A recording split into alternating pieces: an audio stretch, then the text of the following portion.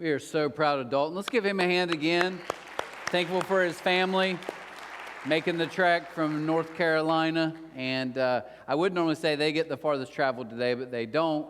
We have another guy here from Las Vegas, Nevada. So he gets, anyone farther than Vegas today? So you're like, I'm from Proctor, Vegas. I'm not talking about Proctorville. I'm talking about the real Las Vegas. Okay. So when I was in college, I'm going to flex for a second. When I was in college, I only had one time I ever got a C, ever, for like the whole grade. And it actually was like, I think a C minus at Morehead State. But anyone want to guess what class it was in? This will really get you nervous because I was a science major. Public speaking. I know. So this is what happened. And as we kind of talk about criticism today, I remember I, at about 18, started like speaking at these like little country Baptist churches, was doing the circuit, was around different places. And my first semester at Morehead State, didn't have to take it, but then the second semester was mandated. You had to take communications to have public speaking. Well, anyways, we're sitting in class. I remember there's these two girls, another guy, and they're freaking out. They're like, all of our grades are just 4 speeches. That's it. There's no test, 4 speeches you have to pass. And I remember I'm like, whatever, guys, this is easy. I've spoken in front of 3 to 4 people many times in my life because the crowd's not very big. And I just remember being real confident. I get up there for my first speech. I thought I did great. I get done. Next week, we come back to class. I got like a D minus. I'm like, oh, okay, whatever. So then I'm like, maybe I'm too arrogant. I need to buckle down. So the next speech we have, so you get 4. So I get to the second one. I'm like, I'm going to do this right. It was on persuasive speech, something like that. So I'm like, I'm going to kill this. I'm good at that. I get up there, D again. So I'm talking to this guy, and he was like a real chill, like hippie professor, would walk in with a guitar, singing. I mean, really just out there. And I was like, hey, can I talk to you after class one day? So he's like, sure. So we're sitting there, and I'm telling him my story. I'm like, I don't know. I can't do better than a D. I don't know what's going on. And he said this. He said, I actually thought you weren't trying at all. Now, I've been giving it my best. He was like, I thought your speeches, you weren't even preparing. I was like, I've been trying. And he said this. He said, I can tell like you're a good kid, you're trying hard. So he said, I tell you what. He said, if you just make sure you do the work, do everything I ask you to do, try your best, I'll make sure you at least get out of here with a C, and then that way, you don't have to take it again and all that. And then he paused and he said, but Trent, you need to realize some people just weren't made for speaking. That was told to me at 18. I kid you not. And you guys can laugh about it. I laugh about it. Some of you are like, no, I think he's right, buddy. Okay? Every week. But here's why I'm telling you that, because that still sticks with you. That criticism, the hurt, man, it can be years later. If someone, maybe for you as a parent, and they said something, someone made a comment before they walked away, or a girl or a guy said something. So these things can all sting. Well, this week we're in week 5, the final week of the good life. And just to give you an overview, we've talked about, the last several weeks, we've talked about heart. And this is Jesus' Sermon on the Mount in Matthew 5. So he did this, he got on this little mountain and did this teaching. And we talked about the keys to this good life that Jesus talked about was heart, attitude, faith, serving, which we talked about last week. And then finally today is grace. This final piece. And speaking of grace, a friend of mine who's a pastor, and he's pretty negative, and he complains a lot. But last time I was talking to him, he was like, I tell you, there's just nobody in my church. It won't do anything. It's just terrible. I have to beg people. And because I have good social skills, I was like, yeah, it's tough for all of us. But I got thinking, like, you guys really are rock stars here. You do so much, and each week try to just honor and, like, really highlight some of you amazing heroes of this place. So this week, just real quick, I want to just honor the Smiths and think about grace. They're so good at this. And Tim, Bettina, you got Owen, Savannah. But the reason I want to share that, they serve in so many different areas. They serve with our kids on Sunday morning. Tim's a runner. Owen was doing the filming, the first service in the Next Level, our teen ministry. Sunday nights, they're there. But more than anything, one thing I would say I love, and Tim, I see it so much. Even this morning, he walked up to me, always asked how the kids are doing, how's school going. And one Sunday morning, I was out front, and I watched both my kids come in. And someone started talking to Tate, and they're asking him about football, and, this is when they were transitioning out of high school. But I remember, like, Tim, literally, the was like, playing tennis, and then a few weeks later, come back, like, how's tennis going? And all of you are like, big deal. But I think that's the biggest point, is the role all of us can play in when we just simply slow down and say, I actually care about you. I know your name. I want to know how you're doing. How are things going? And it just shows so much grace, and so thankful for them and all that they do. So as we kind of get into this message and thankful for all of you, I want to give you a thought, okay? In your life, this is something you just got to accept, okay? In your life, people are going to criticize you. Do you know that? In your life, people are going to criticize you. Now, I was a nerd, like in school, like junior high, high school, it was like big, it still kind of am, like motivational speeches, quotes, love all that stuff. And a big quote guy. So I remember this was like pre-internet the way it is now. So even if I found a quote, I'd like write it down in like a notebook or something and keep it like, man, it's a great quote. And one of my favorite ones is we talk about grace and criticism. And I know some of you are like, do they go hand in hand? You're about to see. But here's one of my favorite quotes from Aristotle, long time ago. He said this: there's only one way to avoid criticism.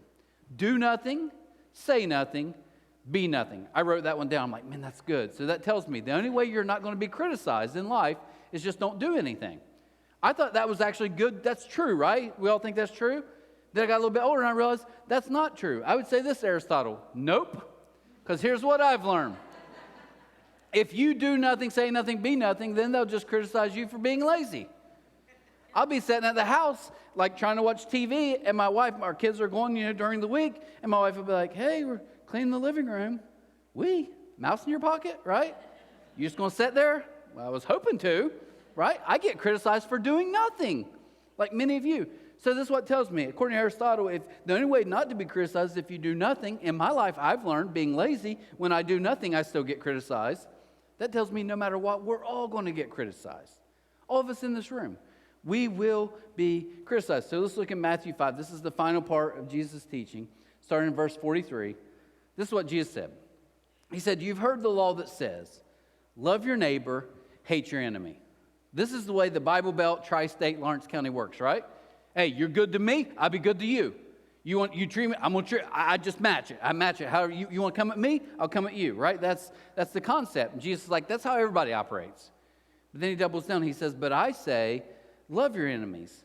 Pray for those who persecute you. In that way, you'll be acting as true children of the Father in heaven, for he gives his sunlight to both the evil and the good, and he sends rain on the just and the unjust. Now, let's come back to verse 44 real quick. This is interesting.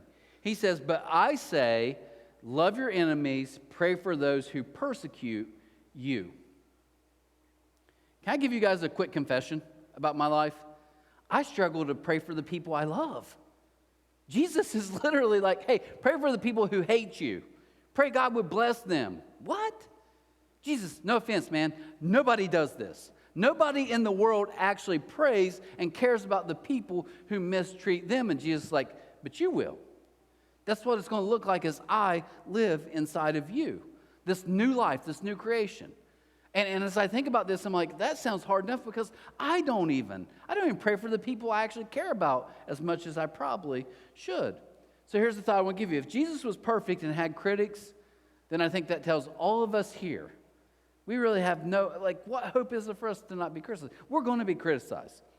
A little bit later in Matthew, Jesus even said this. He was talking and they're coming at him and like, hey, we don't like the way that you do things. We don't like your style, Jesus, the religious people. Isn't that funny? The church actually didn't like Jesus. We can get into that another day. But here's the part.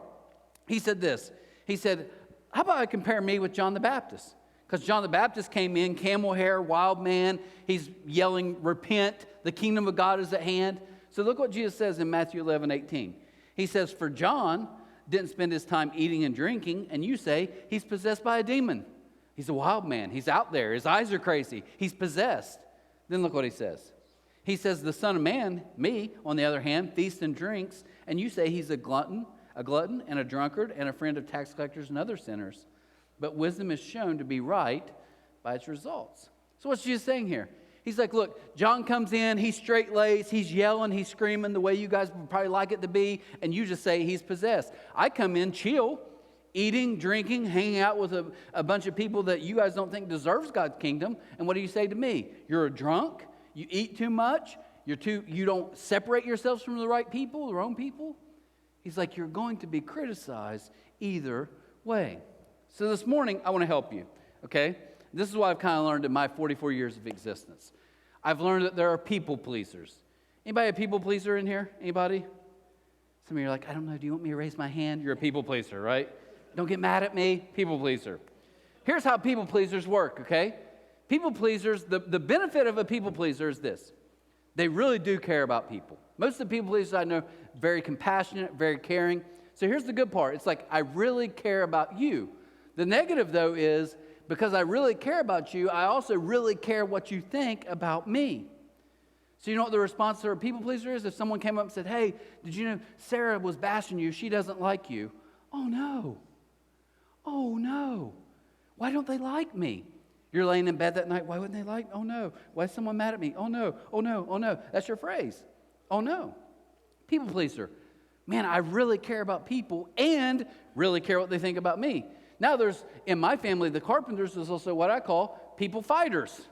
Okay? And people fighters, a little different. They say, I really don't care about you, and I really don't care what you think about me. Anyone know people like that? Anybody like that? Yeah. I watch my brothers. They're like, I respect in so many ways people around me who I can tell, like, they really don't care. You ever met someone like that? They say something, and you're like, that was awkward. And they look at you and smile like, I don't care. Now, here's the negative, though, about a people fighter, though, is you have a healthy balance because you're not just worried about people, but you can also be a jerk, a colossal jerk at times, because you really don't care about people. Remember when I said people pleaser when someone says, hey, they're mad at you. Oh, no. You know what people fighters do? Hey, they're mad at you. Let's go. Right? One's, oh, no, they're mad at me. The other's like, let's go. Let's throw down right now. Like, I will come at you. And here's the cool thing about Jesus. Jesus did something completely different. Jesus actually said, like a people pleaser, I really care about you. Maybe no one else around here even cares about you, but I care about you more than you could ever imagine. If Jesus could say anything to all of you in this room, and I'd be like, I care more about you than you could fathom today. I promise you. Oh, you don't know what I've did. You don't know my story. You don't know my past. He's like, I don't care because I really care about you. But at the same time, he actually had this cool balance where he's like, but I don't care what you think about me. I know my role in life. I know what God's called me to do, and because of that, I don't worry about it. There's so many times they'd be like, you know, Jesus, when you said that, they got ticked. Jesus is like, I know. Hey, Jesus, you know, if we go back to that town, they're probably going to kill you. I know. Like, Jesus was not like, oh, what do they think about me? What? He didn't do that. He could completely care about you without caring about what you think about him. That's a healthy balance for all of us. Care about people, love them, be compassionate. But you can't live your life like, oh no, or let's go. Neither one of those really do fly. So what's the point of this? How does grace and criticism and people coming against us, how does that work out? Well, you have to understand grace to make criticism count. And I would argue today that all of us in here can make criticism count in our lives for good, even the bad type. Okay, why? Because your view of grace will determine how you view criticism. Your view of grace will determine how you view criticism. I told you guys in the beginning, at about 18, I started speaking at these different like little country churches all throughout kind of the area, backwoods, like Baptist churches. And my wife, who then at that point we were dating, a lot of times when I would go to these places, it would be my wife and my mom would go. And we'd usually double people's attendance in some of those places, like 3 of us, and it's double. But anyways, be in these rooms and be these really old people. So I was at a church. This is so dumb. And I screwed up a lot, trust me. I've never been really good at following rules, never really been good at the church rules, didn't really get them, didn't really agree with them, whatever. But I get invited to these places, and I remember I was in this one church, won't say the name, but it's in Lawrence County, country church, great people, I'm sure. But I get ready to get up there, and I look at this crowd, and they're all 90 plus. I think one lady maybe died while she was sitting there, I don't know. But they're just not into it. I mean, you just tell. They're looking at me, they're angry, and in my mind, I thought, what would liven this place up? A joke, right? So this is my conversation. I got to remind you guys, I got a D in public speaking. But I'm like, hey, what do I do? So here's my joke. I said, hey, before we get started, got a little joke for you guys. Here's my joke. I said, what's the difference between, that's a Baptist church, a Baptist preacher, and a catfish? And I said, one is a slimy, disgusting, bottom-dwelling sucker, and the other's a fish. That's funny, right? I promise you, one lady shakes her head and like leaves. And I look back, my wife's sitting in the back on this pew, and she's going, not today, right? But I can't tell you how many times I was speaking, and I would get up and walk out, and someone would be either frustrated with something I said, or I would get this a lot, bless your heart, you're trying. I heard that a lot. And we can laugh, but man, that stuff gets in your head, right?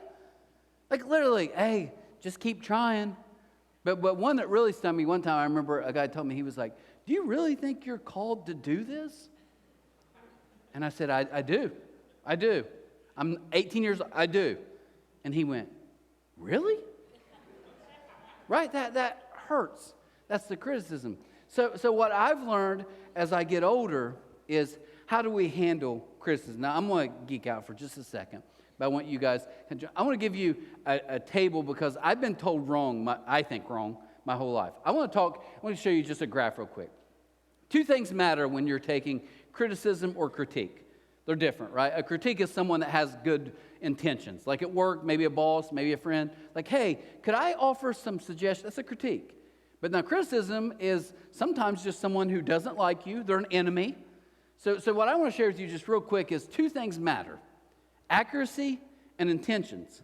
But I would argue, I've been told my whole life, like, if they're not for you, don't even listen to them. That's not very healthy. I've learned in my life a lot of people who want my demise and want to see me fail miserably actually have given me such great insights if I just slow down, don't get so offended, and listen to what they're saying. So the first question I try to ask myself anytime I take any criticism is this: is there a chance there could be some accuracy in this? Could they be telling the truth? Maybe even just partial truth, but are they telling some truth? And what happens is there's really three groups. So what happens when someone comes to you that has great intentions, they love you, say it's your spouse, and they're pretty accurate, like, hey, I noticed when you talk to the kids, you're kind of harsh. Don't get angry, right? What do? The top one. Want to slow down. Before you get all defensive, just slow down and be like, thank you. Thank you. I appreciate you sharing that. What else do we want to do? We want to ask for more details, but one of the key things for me is I like to go to other people and say, hey, my wife just said this. Do you think that's true about me? Like, be honest with me. And you know what? People will be like, yes. Don't be mad at me, but that's true of you, right? That's very beneficial.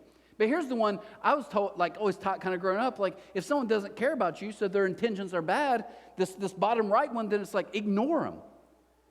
Well, what I've learned is instead of getting angry and trying to go to war with them on Facebook or social media or whatever, just step back and say, is this true? And if it's somewhat true, I'm not going to get angry with the person. I'm actually going to thank God for you. They use them. Still ask other people you trust if there's some truth in that. But here's the thing. Pray for them. Now, you notice what's on all of these? Notice what it ends with? Pray for them. Pray for the loved ones who care about you, who have the courage to speak up, but also pray for the ones who maybe have horrible intentions, because God can use it all. That's what Jesus said. Here's what I would say. What about the people who dislike me or they're trying to ruin me? Jesus is like, pray for them. What? Yes. Look at verse 46. He says, if you love only those who love you, what reward is there for that? Even corrupt, the tax collectors you guys hate, guess what?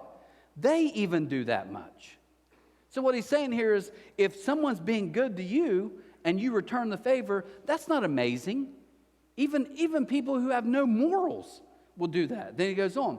He says, if you're kind only to your friends, how are you different from anyone else? Even pagans, these are all groups of religious people would have hated, they do that. But you are to be perfect, even as your Father in heaven is perfect. See what Jesus is saying here? Says we hear that and we're like, Jesus, but I'm not perfect. Right? This is the beauty of grace right here. You know what Jesus is saying? He's like, I need you to be perfect, but I'm not perfect. So what's that mean, Jesus? I need to work harder, try harder? No. Let me live in you. Relax. Let me, because I am perfect. The only way to live a grace-filled life is I first have to have grace filling me. That's what Jesus is trying to say. He's like, if you try to do this on your own, it'll never work. It has to be from Him. That's the beauty of grace. Now, here's the thing I'm going to tell you guys. You guys are better at this than many places I've been. But grace to me is something that Paul, throughout the whole Bible, they talk about the gospel of grace, this grace, amazing grace, grace, grace, grace. But then in churches, I think we like to get back into do better, try harder, You're just not doing enough. But that's not the gospel of grace. The gospel of grace says he already did it for me, and he wants to do it in me. So it's all about him, full circle. That's the beauty of grace. But you know what I've learned in churches? Churches don't like grace because we think we're worthy. We think we're self-righteous. But that's not how it works. Grace, which is this quote, grace is inviting to those who those who know they're messed up. But it's threatening to those who think they're not. I like on social media when they put a quote and they say, read it again. That's what I would say to you guys. You guys are old like me. The young kids get that, though. They always put a quote up and they're like, read that again. A lot of periods. Here's what I'd say to you. Read that again. Let's read that again. Grace is inviting to those who know they're messed up. But it's threatening to those who think they're not, because you're just as messed up. Jesus told a parable. I'm gonna make it modern day. Okay, I have 2 kids. I have a son, daughter, both freshmen in college. And Jesus told a parable very similar to this. He said, you see, we don't get grace until we realize where we're truly at. So let's pretend like my daughter, her name's Tegan, she comes up to me and she's like, hey, Dad, I'm so sorry. I ran out of money. My card's not working. Could I borrow $10? Yes, but you're going to pay me back. I know. I will. I'll pay back next week. Can I just have $10? So I hand her a $10 bill. My son, who's driving back and forth to Pikeville, comes in. He's like, Dad, my car, something's going wrong. I think the engine maybe blew up. I don't have a way to get to school.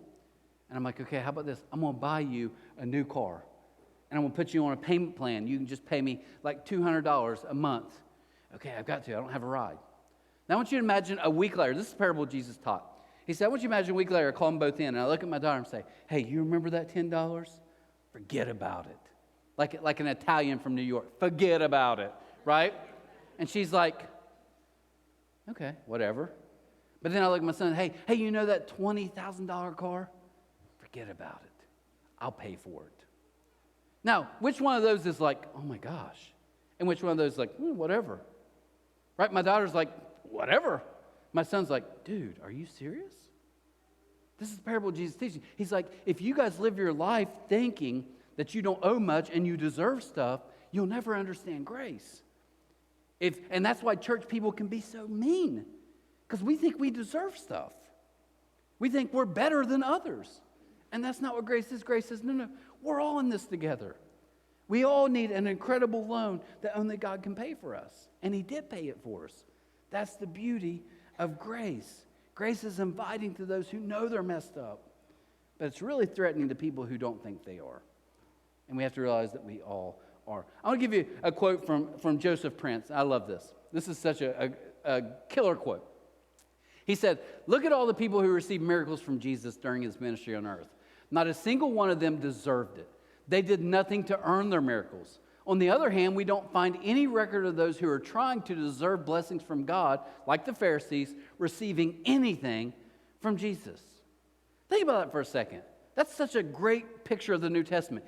People who didn't deserve stuff, Jesus was like, no. He was like Oprah. You get a car. You get it was awesome. But people were like, no, Jesus, we're the good ones. And he's like, no, you're not. No, you're not. You think you deserve it, and that's when grace goes out the window. I was a few months back, getting ready to close here. A few months back, I walked out after the 11, walked out this door over here, and most people were out of here, so it's just a very few handful of people left. And a lady, very good friend, amazing woman, walks up to me, and she says, do you guys have members at C3? And I was like, well, we used to, and then we were thinking, is it really biblical? I mean, not wrong. I'm not against it. I'm just like, should we do it? Does that make sense? So I'm just giving it. She just wanted a quick answer. I didn't give it to her. I'm like, I don't know, And she said this, though. She said, the old church that I was at, I wanted to be a member, but I never could because I was divorced. And then she said this. She said, and she started telling me the story, and it's like, you hear the story, and it's like, it wasn't even your fault. Like someone else wronged you? And I thought of this. So this person who's been hurt, who's been betrayed, and then they go to church like, hey, I want to be part of this faith community. I want to be with you guys. And like, no. I mean, you can show up, but you're not really part of us. And you know what really did hit me? You know, one of the most crushing things I've had in the last few months, because as she was telling me this story, literally, she had tears like building up in her eyes. And I thought, what would Jesus say in this very moment? You think Jesus would be like, I'm just not sure you deserve it? I don't think. No, that's not grace. Grace says, no, you don't deserve it. None of us in this room do. But I still want to give it to you. I want to pay off your car. That's how good grace is. So I was going to close with the story, but instead I want to give you just a quick picture. I'm going to give you one verse before we close, and I want you to hear how grace and anger and criticism and people attacking you, how grace is always the answer. Okay? Let's look at verse 44 one more time. He says, but I say, love your enemies, pray for those who persecute you. Now keep that up there. Is that up there? Good. Okay? Now I'm just going to join you guys. Let's pretend. Let's all pretend together today. Let's pretend like Jesus is on this stage. Okay? Long flowing hair. He looks Swedish even though he's from the Middle East, right? Very white with blue eyes even though he's from an area that they don't look like that. Yeah, you're welcome. You deal with that later. Okay? But he's on stage, he's talking, he's doing his thing, and this is the sermon. It's a little tiny mount. He's up here, he's teaching, and we're all listening, okay? Sorry, I'm going to join you guys. So we're all listening here. And in the middle of Jesus' teaching, we're all like, man, this guy's legit. He's good, isn't he? So we're listening, and all of a sudden, he throws this banger of a quote out there. He says, but I say, love your enemies. Pray for those who persecute you. Now, let's all be honest in the crowd. Probably much like that crowd was when Jesus said that. We're all like, that sounds good, but it ain't real. You see, Jesus, I like that you give these fake quotes that sound good and warm and fuzzy, but that's not how life works. You don't do that. I would argue people listening thought, that sounds good, it just doesn't work in real life. And listen to me, I'm not, some of you in here, if you're in an abusive relationship, if you're someone truly abusive, no, leave. Leave right now. I'm not telling you stay in that, but I'm talking about the lady at work who gets on your nerves. I'm talking about the people who push all your buttons. I just hate them. Jesus says, no, I'm going to tell you, pray for your enemies. You know, everyone in the crowd, when they heard that, I would argue, like all of us right now are like, that sounds good, it's just not real. I bet his closest followers like, Jesus, I love it. It sounds awesome, but none of us can do that in real life. Fast forward. We'll close with this. Luke 23. Jesus, they arrest him illegally. They take him that night. They play a game back then that the Romans had called Hot Hands, where they literally would blindfold him and they would hit him, and you had to guess who hit you. And if you guessed wrong, which he didn't speak, so they just kept doing it. The Bible says he was unrecognized. You couldn't even recognize him. They had beaten him that bad. And then they put him on a cross, and as he's hanging on a cross, literally people are mocking. They're laughing. They're saying things like this: you claim to be able to save everyone from their sins. Save yourself. You're God's son. Call down angels. Do something. They're laughing while he's on the cross. Verse 33 says, when they came to a place called the Skull, they nailed him to the cross, and the criminals were also crucified. One is right, one is left. Jesus said, Father. And in that moment, if all of us here had the power of all of heaven and we could say, Father, what would we say? Destroy them. Father, make them pay. Father, they don't know what they're doing, so make them know what they're doing. But he didn't. He said, Father, forgive them, because they don't know. Father, forgive. Could you imagine being some of the ladies who are, because all his disciples fled, so they're nowhere to be found. But could you imagine being like some of those like followers who are a little bit more of a distance, but you're sitting there, and in that exact moment you have a flashback of him sitting on the mountain and saying, pray for your enemies. No one can do that. And here he is on a cross, and he's bleeding, and they spit on him, and he says, Father, forgive them. He literally prays for his enemies. And here's the good news today before we close. You can't do this on your own. Neither can I. You can't. You won't. You'll refuse to. And Jesus is like, but this is the whole point of this whole series with the good life. The good life is, let me live my good life in you. We get in this church world where it's like, do better, try harder, you're not good enough, you're not matching up. And Jesus is like, you never will. That's the beauty of grace. Accept me. Let me live inside of you so you can live the good life too. Let's pray for just a second. If you would, just close your eyes, all of us in here. God, I do thank you this morning. Thank you for all the people in this room, those watching online. And I pray today that with nothing else, we would walk out of these doors and understand grace. We don't deserve it. The people around us don't deserve it. But because you gave it to us so freely, now as you live in us, we get to do the same to others. We get to show grace when people least deserve it, least expect it. Thank you for that amazing grace. God, let us be a group of people that when we walk out of here and live out this week for the next 5-6 days, that if nothing else, people would see your grace and your goodness in us. That doesn't mean we can't have hard conversations. That doesn't mean we can't challenge. But at the end of the day, it's your grace that they see. God, I pray for someone here, someone watching online that's never been able to receive this grace, and maybe today's the day. It's such a simple, awesome, amazing free gift. Maybe today's the day that you want to accept that amazing gift, saying in prayer something like this: Jesus, I know I've made a mess of my life. I know I've messed up. But I'm asking you to save me. Forgive me. Give me your grace. Here's the best part of that prayer. You can say something like this: Jesus, give me new life. Now live in me. Thank you, Jesus, for saving me. Thank you for this amazing grace. God, as we get ready to close today, I want to thank you for loving us when we least deserved it and least expected it. Thank you for giving your Son, who gives us a true example of what it means to be empowered by your Spirit every day, every second. So this week I pray that we would be a people of grace and of love and of kindness.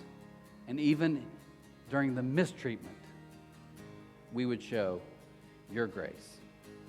Thank you for that amazing love. Now let us share that same amazing love this week with everybody we encounter. We ask these things in your name, and amen. Guys, have an amazing week. So glad you're here. See you next week for a new series, Chasing Epic. Take care.